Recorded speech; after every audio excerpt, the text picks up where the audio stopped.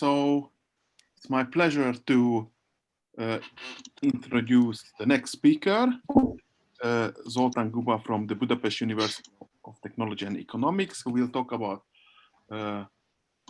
quantum Byzantine agreement schemes, which he was doing with some very famous co-authors. So thanks, Zoltán, and please, you start. Okay, so welcome everyone. My name is Zoltán Guba, and in this short presentation, I will talk about my research project, which focuses on the quantitative analysis of a quantum-aided solution for the Byzantine agreement problem. So the Byzantine agreement is a very well-known problem in the field of distributed systems, and now I will try to flash the main idea of it. So let's say that we have a system of three components, which are connected by pairwise classical communication channels. There is a sender among the components who wants to distribute a bit of information. And in the ideal case, the sender just sends this information to the receivers, R0 and R1, who believe that this is the right information and choose it as their output. Now, in this ideal scenario, we can see that we have achieved the consistent distribution of information as every correct component holds the same output. In other words, the message achieved broadcast. However, the presence of faulty component can make the receivers unable to choose the consistent output. For example, let's say that the sender is a faulty component who sends different bit values to the receivers. When the receivers exchange their values, they learn only that there is a faulty component in the system, but they have no further information on who should they trust. So, they are not able to choose the consistent output. And without a proof, I just state here that actually there are solutions to this problem, but they are usually very hard to construct.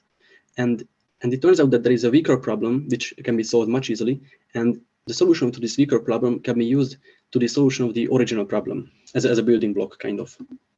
But to see what this weaker problem is, I have to tell two definitions.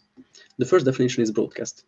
We say that a message that protocol achieves broadcast if after some communication procedure, every correct component holds the same output.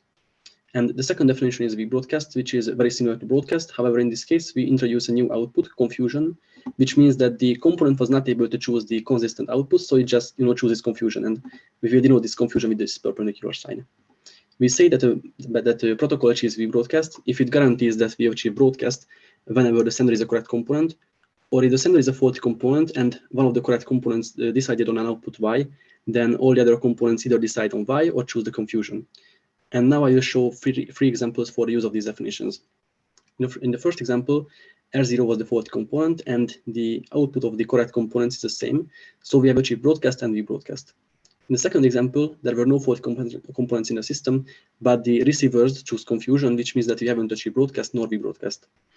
And in the last example, the sender was the faulty component, and the output of R0 is 1, and R1 choose confusion, which means that we haven't achieved broadcast, but we have achieved rebroadcast. And we can say that the broadcast and rebroadcast are actually functionalities. And when we define a protocol, we want to achieve that the outputs that the protocol generates for the components will satisfy the conditions of some target functionality. So I can say that the task will be to find a protocol which generates outputs for the components that will satisfy the conditions of this rebroadcast functionality. And I have to also mention that the solutions we consider now are probabilistic in the sense that there is some finite chance that they will fail. But this probability decreases as we increase the number of resources that we will use in the protocol. And now I will show an example for a protocol which uses quantum mechanics to solve this task. This is the QWorld protocol in which we use we also use quantum resources. And by quantum protocol, I only mean that the protocol consists of the use of quantum resources and classical communication. And the quantum resource in this protocol is this 4-qubit singlet state, which is used in the following way. So let's say that we use 4 qubits to prepare this singlet state, and then we separate the first 2 qubits from the others and send it to the sender via some quantum channel. We send the third qubit to R0 and send the last one to R1. And we repeat this procedure many, many times. After this so-called distribution phase, the components will hold a large number of distributed singlet states. Now the components measure their own qubits in the computational basis. This table here includes the possible measurement outcomes and the corresponding probabilities. We can see that the first and the last rows are special because when a sender sees his own measurement results, it will immediately know the receiver's measurement results. Okay, and so after all of the measurements, every component will have a list of measurement results. And as the state that we have distributed was an entangled state, there will be a special correlation between these measurement results. And finally, with these specially correlated lists, the components carry out a classical communication procedure, which will generate an output for each of them. However, the problem with this protocol is that this classical communication part was not well defined, and based on its definition, we were not able to implement it. So we have combined this QWorld protocol with a quantitative protocol of Fitz et al. To define a new weak broadcast protocol. And now I will show an example of how this classical communication part works in this new protocol. So before we immerse in this example, I have to mention that this protocol uses parameters, out of which I will now only mention one, this so-called minimal index set length parameter. So let's say that now there are no faulty components in the system. The data bit that the sender wants to distribute is 0, and the value of this minimal index set length parameter is 3. Let's also say that we have already prepared and distributed 10 singlet states on which the components have carried out the measurements, and this table includes the measurement results. Now the classical communication goes like this. The sender sends the data bit, and those indices for which we measure 0, 0, the receivers. So besides the data bit, he also sends a list of indices. If the length of this index set is larger than the value of the minimal index set length parameter, and the receivers have only consistent measurement results, then the receivers accept the data bit and choose it as their output. In this ideal case, we can see that we have achieved the V-broadcast functionality as every correct component has the same output. And it's actually quite easy to see that if we don't use a minimal index set length parameter, then a faulty sender is just can make the receivers unable to choose the correct output by sending them no indices at all. Okay, so that's how the classical communication works in our new protocol. We wanted to see the performance of our protocol, and to this end, we have implemented it and carried out random Monte Carlo simulations. But to implement the protocol, we also had to define the behavior of the faulty components, which is a quite hard task, as we generally cannot tell how they will behave. And because of that, we tried to define clever behaviors for the faulty components, so-called adversary strategies, which pose the greatest threat to the success of the protocol. And here we do not claim that these strategies are optimal in the sense that they provide the highest error probabilities. However, we strongly believe that that only minor improvements can be done on them. So with these adversary strategies, we have carried out a lot of random simulations, and the results can be seen here in these figures. On these, we have plotted the probability that our protocol doesn't achieve the V-broadcast functionality against the number of singlet states that use in the protocol. And as we can see, as we increase the number of singlet states, the error probabilities decrease just as expected. Now, one might ask whether we can come up with exact analytical expressions which give the same error probabilities. And it turns out that we can derive, and we did it. So we could derive analytical expressions which give these error probabilities for every faulty configuration. And this expression turned out to be quite lengthy, and they also include large summations, which makes their evaluation very time-consuming. Nevertheless, we can see that the theoretical results fit to the simulation data very well. So to this point, I've already mentioned that the protocol uses parameters, and actually there are two parameters which we call mu and lambda. And till this point, we have investigated the performance of the protocol while keeping the values of these parameters fixed. And the natural next step would be to try to optimize the protocol in this mu lambda parameter space. And we have done this in the following sense. So for every possible pair of parameters, we have found the minimal number of singlet states that we need to achieve a target error probability threshold, for example, 5% in every faulty configuration. And then we will call a region in the parameter space optimal if with the use of the parameters within the region, we will need the least amount of singlet states to push the error probabilities under this threshold. So in this first figure, we can see that we have chosen a wide range of parameter values, and with this, our only intention was to see whether there exists a global minimum or not. And as we can see, there is this region in the parameter space for which 290 states are enough to push the error probabilities under 5%. In the next figure, we have zoomed into this relevant region, and we have carried out a much more detailed search. We can see that these dark rectangles show us the optimal region we were looking for. So if we use our V-broadcast protocol with a parameter pair which is in this region, then we will need only 279 singlet states to push the error probabilities under 5%. But I have already mentioned that our adversary strategies are not optimal, so one can modify them perhaps and get a slight improvement in error probabilities. So in real life, we would need more than 279 singlet states to push the error probabilities under 5%.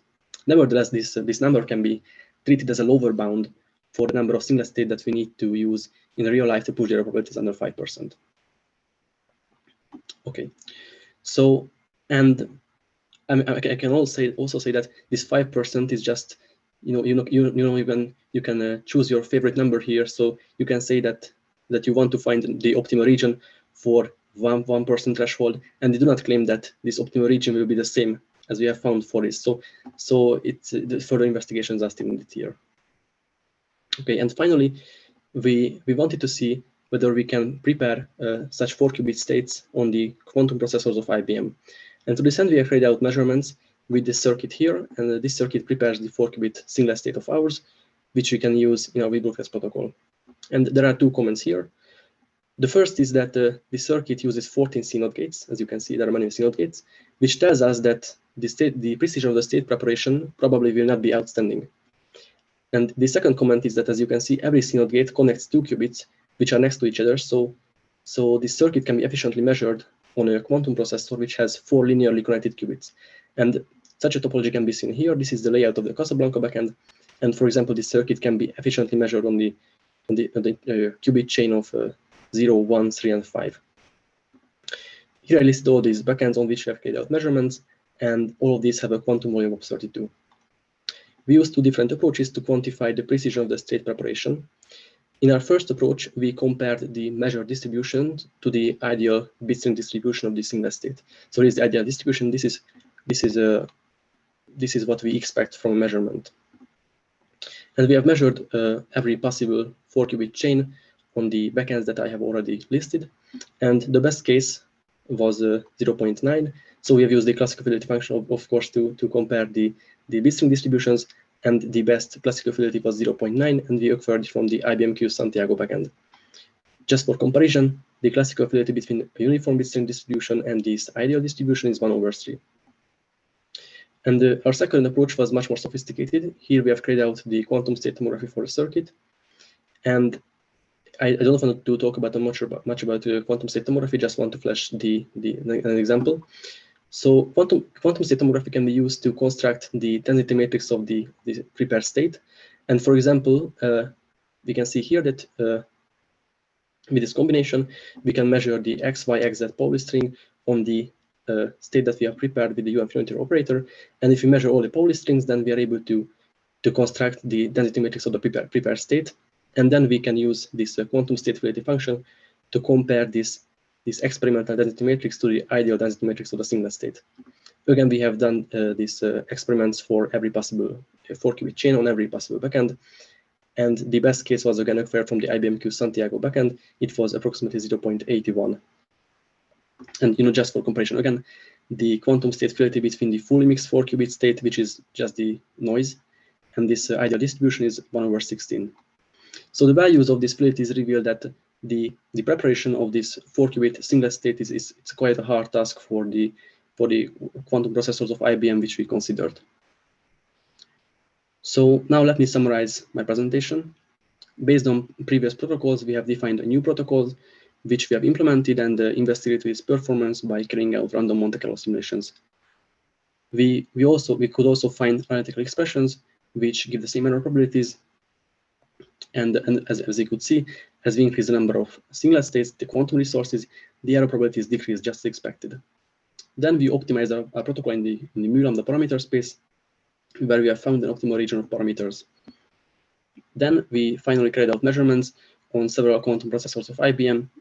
With this, we wanted to see how precisely can we prepare a 4-qubit singlet state, which we can use in our V-broadcast protocol. We use two different approaches, and the overall conclusion is that this 4-qubit singlet state preparing this 4-qubit singlet state is a hard task for those backends which we considered. Okay, so thank you for your attention, and if you have any questions, please feel free to ask. Thanks a lot, Zoli. So let me check Discord, and let me check.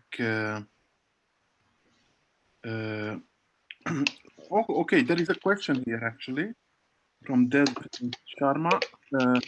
He asked a question, did you try error correction, or I could maybe add also error mitigation scheme? Yes, these results are actually acquired by using error mitigation. Mm-hmm. So in both cases actually, but I didn't want to mention that. Okay. So yes, we tried error mitigation. Okay, thanks. So that answers Deb's question. So if there is no other question, then I would ask a question. So you said that you tried out, there is one more. Okay. So you said that you tried out to create those singlet states in this IBM superconducting qubit architecture Yes. backend. So, I mean, after the first talk from these Q Science Days, where we actually saw how well trapped qubits could be used for quantum communication schemes and making entangled states, wouldn't you use? Wouldn't you think that it would be useful to also try out what one could do with trapped ions, and in that case, with which platform would you use? Or... So yes, we started to do experiments on the quantum processors of IBM because, well, mostly because it's free. So it's a good starting point to do experiments if you don't have to pay for that. And then we wanted to move on to ion-based qubits, and especially to IonQ, actually. So we want to do experiments on the backends of IonQ as well. Okay, that's perfect. That's actually great. It's a great thing that one could use that. So then there is one more question from Ákos Budai, following up on Deb's question. You said that there was some error mitigation, and what type of error mitigation did you use? So I guess it would mean, for example, was it the error mitigation of gates or the measurements or... Yes. So I have used the basic readout error mitigation method, which Qiskit uses actually. Okay, so which is using that one mitigates the readout errors, right? Yes, the readout errors. Yeah, right. Thanks a lot.